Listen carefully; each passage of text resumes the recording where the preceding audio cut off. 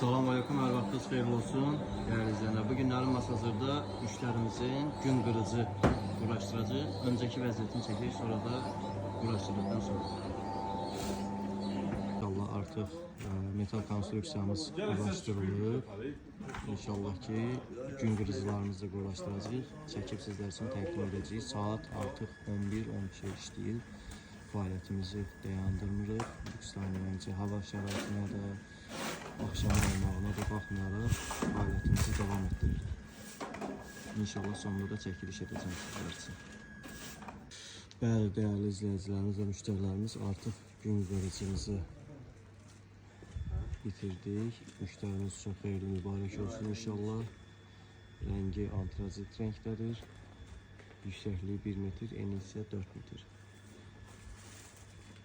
Xeyirli mübarək olsun. O dəmir desin. Maşallah, maşallah. Lüks line önemli. 010 216 16 95.